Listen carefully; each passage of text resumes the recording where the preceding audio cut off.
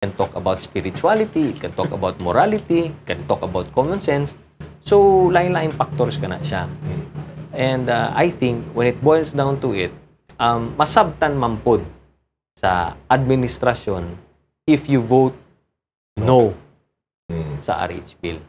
Kay lagi, kining RH Bill, ever since, no, gikan pa sa pinakaunang kongreso kung asa nagsugod kining RH Bill, I think in the 11th Congress, all the administration, all of the leaders of the state have always understood the RH Bill o ang pagboto sa RH Bill as a conscience vote.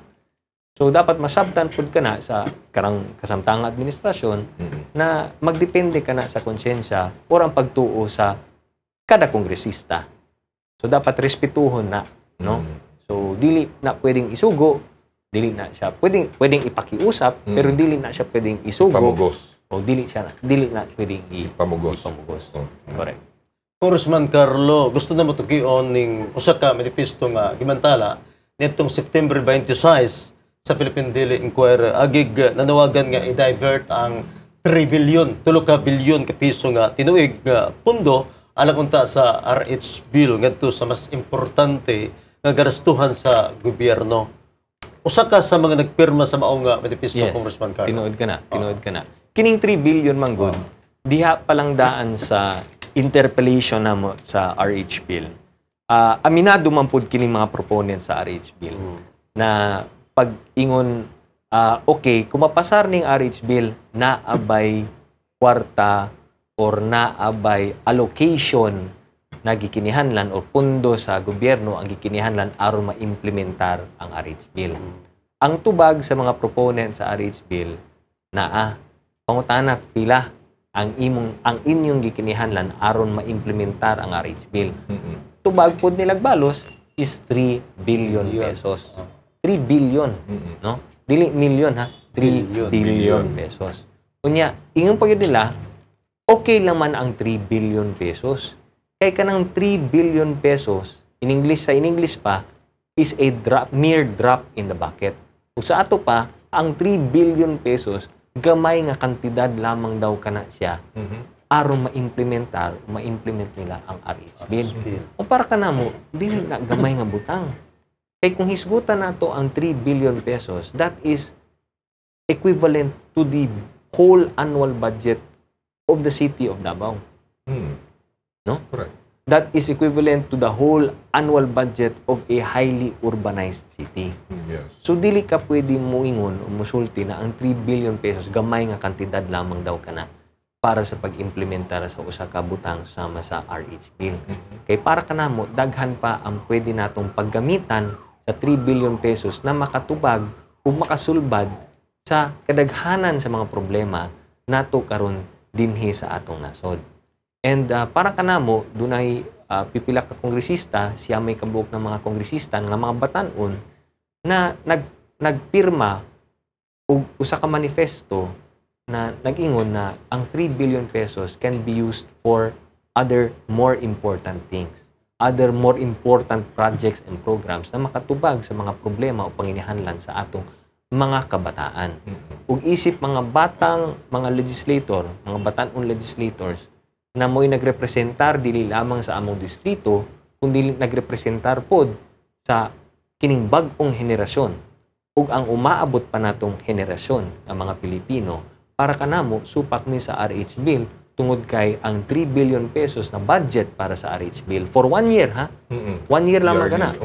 Kay ingon nila ang 3 billion pesos for 1 year lamang kana. Yang sunod namang pangutana, next year will it be 3 billion or can it be more?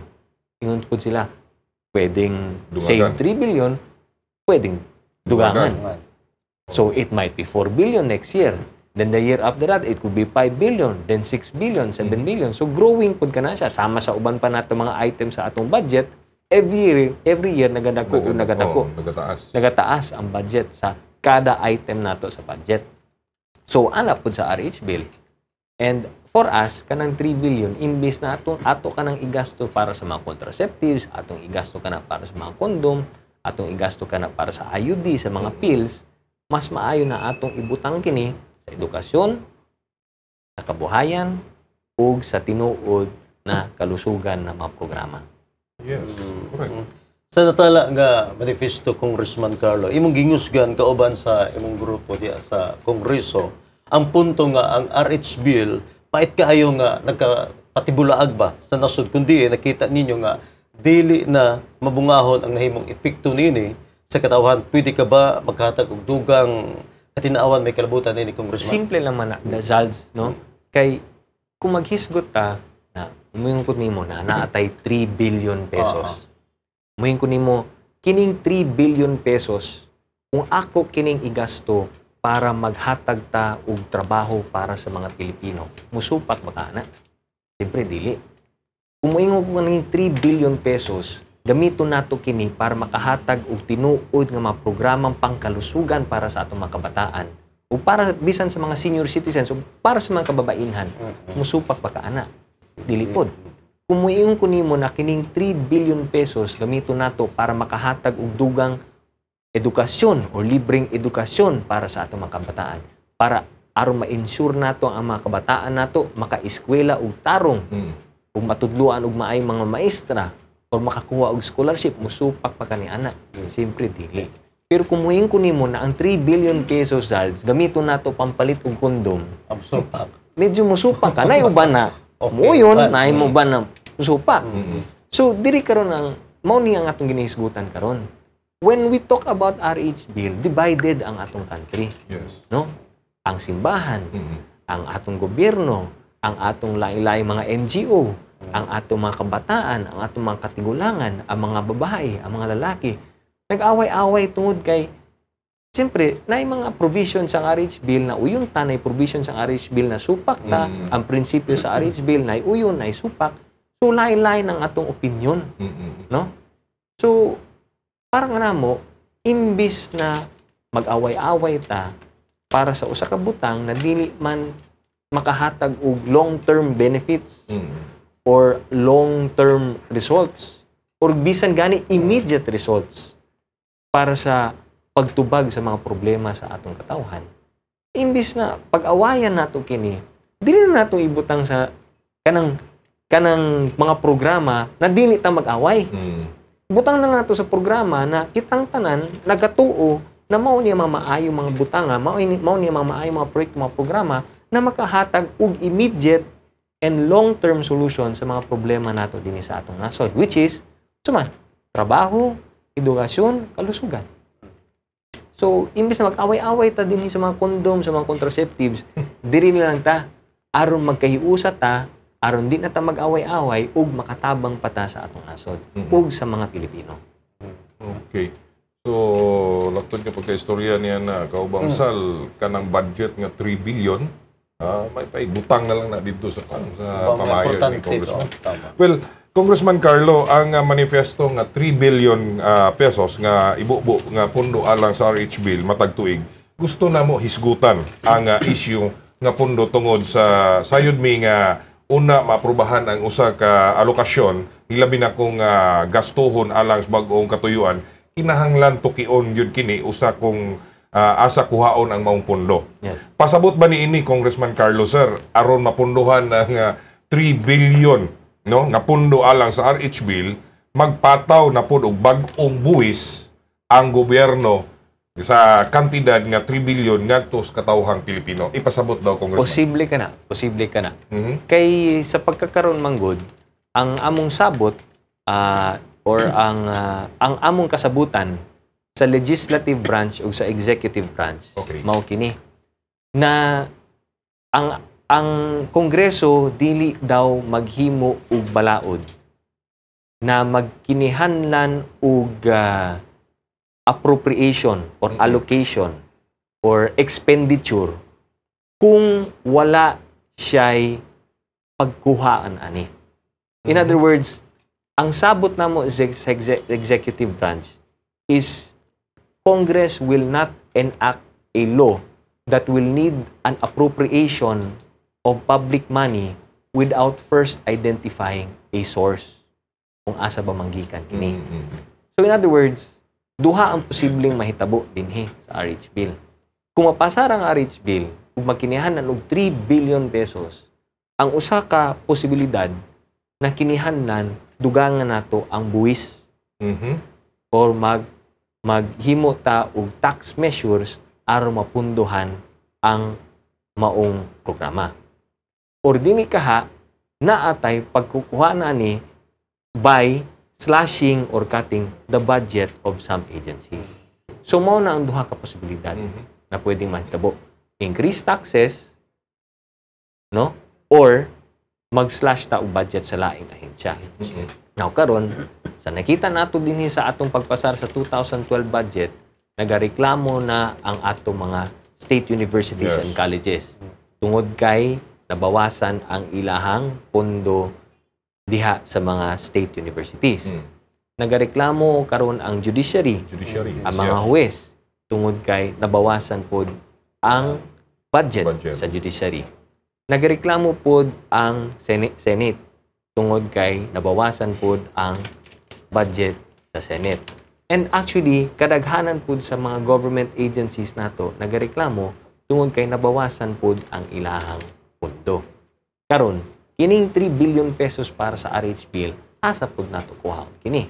So it's either we raise the taxes, we impose a new VAT, or we put VAT in some other service para maka-generate kita og additional source of income, or mag-slash ta og funding sa ubang mga ahensya. So, kuha gamay hantod maabot ka og 3 billion.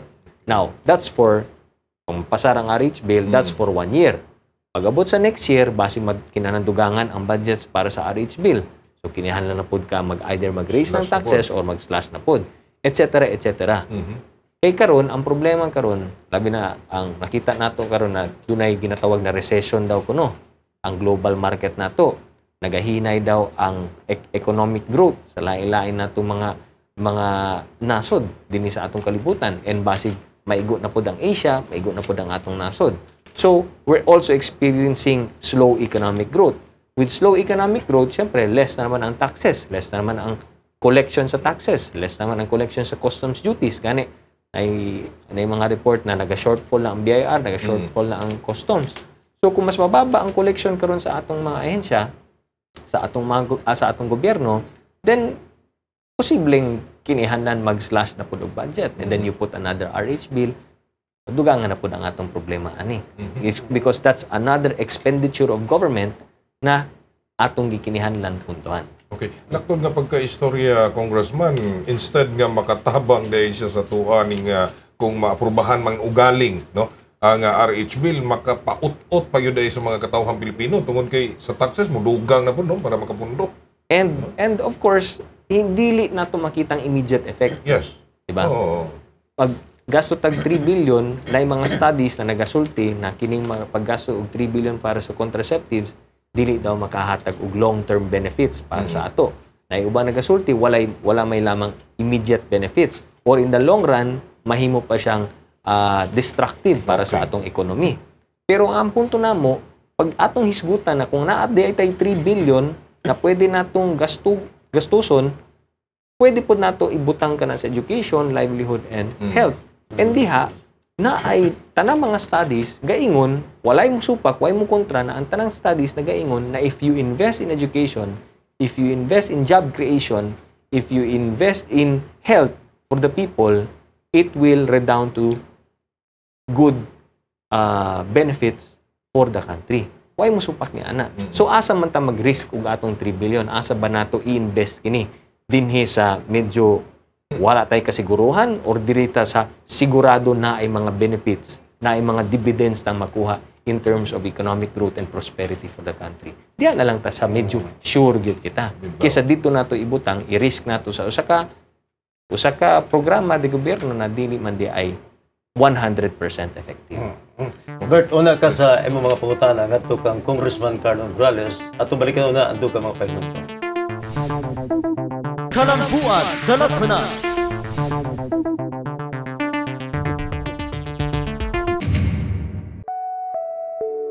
Maayong adlaw, aniya na po ang inyong programa, ang Tatak-K. Datos sa Department of Health nagsugyot nga nagkataas ang ihap sa malnutrisyon sa mga batang nag-edad usa ka tuig hantod 8 anyos. Sagad kanila, nagkulang sa sustansya sa calcium, carbohydrates ug protina. nga maoy motabang sa ilang abtik ug himsog nga pagtubo. Busa karong adlaw kita nang apud-apud og gatas ug lugaw sa mga bata dinhi sa Kabakan, Barangay 76-8 alang sa pag-abag sa ilang nutrisyon nga panginahanglan. Nang hinaot kita nga pinaagi niini makadungag kining gatas ug lugaw sa ilang maayong nutrisyon. Importante gyud ang gatas para sa kong mga anak ba para sila ang ilang lawas maulian sa tungod sa kakwan vitamins mga panana pangpadungag og bitamina sa bata. Importante ang gatas sa atong panglawas para mudako og mo bright. Magpadayon ng among pag-alagad kaninyo kini ang inyong higala Congressman Carlo Nograles para sa Tatak K. Maayong adlaw. Aniya na pod ang inyong programa, ang Tatak K. Sa matag kinabuhi nga matandog sa atong mga programa, kita nagmalipayon. Ug tungod kasumaran sa ika-24 nga araw ng Bago a Playa, walay sama ang gasa nga dala sa Tatak K dinhing dapita. Kita makigselebrar sa maayong kinabuhi, pinaagi sa paghatag ug pagtagad sa panglawas nga panginahanglan sa taga Bago a Playa, kauban ang mga doktor ug nurse gikan sa SPMC, pinangunahan ni Dr. Sular, ug ang Matina Crossing Health Center. Dako kay kong pasalamat kay nailibre, di namin mo gasto pa, tapos doora pud kay sa mua. Na magpasalamat lang ko sa iya kay nanghatag siya sa mga katawhan ba. Niya daghan ang mga bata nga nakatabang siya ba. Magpadayon ng among pag-alagad kaninyo kini ang inyong higala Congressman Carlo Nograles para sa Tatak K. Kalambuan Dalatanan. Balik na diri sa atong Kalambuan Dalatanan. Siyempre, Bert, ay mo mapugutan ang adto kang Congressman Carlo Nograles. Okay, Kaubansal, salamat no. Og Congressman, balik ta sa to ang pangutana kaganiha. Matod sa imuhang grupo ngadto sa natala sa nga manifesto, Congressman Carlo, nga ang RH Bill dili solusyon sa aron masulbad ang problema sa kagutom apan matod sa mga tagaduso sa maong balaudnon ko na RH Bill nga makasulbad daw kini. Unsaon kaha nato paghubad ning panagbangi sa isyu, Congressman Carlos? Simple naman ito, Toy, no? Kung pananitan diya sa barangay, no? Okay. Naman ka sa barangay, kita Okay. mo gyud nimo ang kahimtang sa mga atong mga constituents sa barangay, di ba? Kung naay mo duol kaha kanimo, nya moingon siya nga ang problema niya is tungod sa kapobrehon, sa kalisod, or sa kagutom, mangayo siya tabang nimo. Okay. Unsa ba yung pangayoon si mo ha? Mangayo ba siya nimo og trabaho? Mangayo ba siya nimo og pagpaeskwela sa iyang anak? Or tungod kay nagkasakit siya, mangayo siya tambal or medisina or medical assistance sa imo? Or mayon siya gutom man kaayo ko? Pwede mangayo ko nimo kondom? Nahan ko pa. Or pobre man gud kay mi. Pwede ba mangayo nimo pills para sa Okay. akong misis? Dili. Yes. Ang ginapangayo nila is trabaho. Correct. Mao na yung ginapangayo. Ang ginapangayo nila is pagpaeskwela sa ilang anak. Or kung nagkasakit sila, ngayon sila og kanang tambal or medisina kay para masulbad ang problema niya.